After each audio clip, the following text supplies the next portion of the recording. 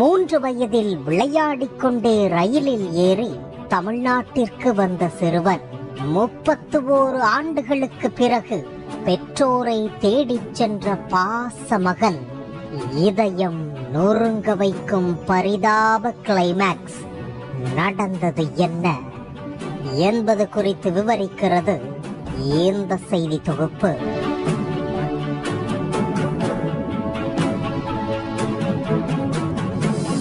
ஆந்திர மாநிலம் கர்னூல் மாவட்டம் அதோனி பகுதியைச் சேர்ந்தவர் வீரேஷ் ஜனார்த்தன்.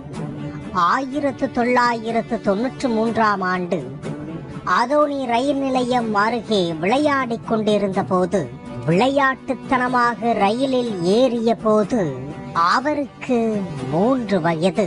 ரயில் அவரை தமிழ்நாட்டின் தலைநகரமான சென்னைக்கு அழைத்து வந்துள்ளது. அங்கு ரயில்வே போலீசார் சிறுவனை விசாரித்த போது தனது தந்தை பாட்டி பெயரை தவிர வேறு எந்த பதிலும் சரியாக சொல்ல தெரியாமல் இருந்துள்ளார். இதனால் குழப்பமடைந்த ரயில்வே போலீசார் ஆதரவற்ற குழந்தைகள் இல்லத்தில் சேர்த்துள்ளனர். சிறுவன் யார் என்கிற அடையாளத்தை தெரிவிக்க இயலாமல் மும்பைக்கு மாற்றப்பட்டுள்ளார்.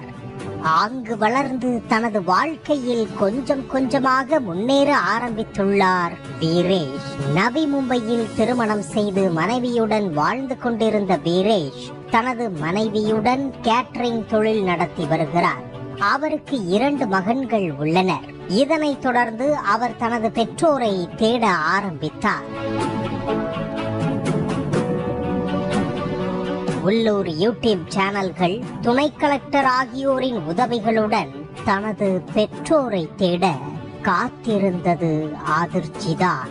அதாவது வீரேஷின் தாய்மாமா ஜெகதீஷ், அத்தை லட்சுமி உள்ளிட்ட உறவினர்கள் இது சிறு வயதில் காணாமல் போன தனது தங்கை மகன் என்பதை அறிந்து போலீசார், துணை கலெக்டர் மௌரிய பரத்வாஜ் மற்றும் யூடியூபர்ஸ் மூலம் வீரேஷை சந்தித்தனர். அந்த உருக்கமான சந்திப்பு சுற்றி இருந்தோரை கண்கலங்க வைத்தது.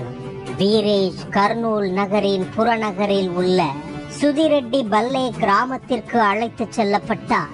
வீரேஷ் இப்போது ஹிந்தி மற்றும் ஆங்கிலம் மட்டுமே பேசுகிறார். தெலுங்கு மறந்துவிட்டார் என்றாலும் உறவினர்களுடனான உணர்ச்சி பூர்வமான சந்திப்பு மொழியை கடந்து உருக வைத்தது.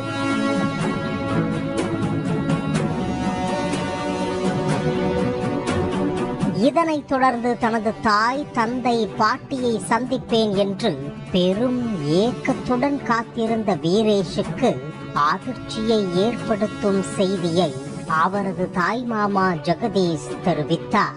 அதாவது வீரேஷ் காணாமல் போன பிறகு அவரை பல இடங்களில் தேடிய அவரது அப்பா ஜனார்த்தன் 1997ஆம் ஆண்டு இறந்துவிட்டார். அவரது அம்மா பத்மாவும் 2001ஆம் ஆண்டும், அவரது பாட்டி அஞ்சனம்மா 2011ஆம் ஆண்டில் இறந்து விட்டதாக கூறினார். இந்த தகவலை கேட்ட வீரேஷ் மனமுடைந்து அழுதுள்ளார். இருப்பினும் தனது தாய் மாமா மற்றும் அத்தை, அவரது பிள்ளைகளின் உறவுகள் கிடைத்ததைக் கண்டு மகிழ்ச்சி அடைந்தார். இது குறித்து ஜெகதீஷ் கூறுகையில், சிறு வயதில் 1993ஆம் ஆண்டு வீரேஷ் காணாமல் போனார். பல இடங்களில் தேடியும் கிடைக்கவில்லை. சிறு வயதில் பெற்றோரை பிரிந்த வீரேஷ் திரும்பி வந்தாலும் அவரது பெற்றோர் இவனை பிரிந்து விட்டனர். இருப்பினும் தனது தங்கை மகன் எங்கள் குடும்பத்திற்கு திரும்ப கிடைத்திருப்பது கடவுளின் ஆசீர்வாதம் என உருக்கமாக கூறியுள்ளார்.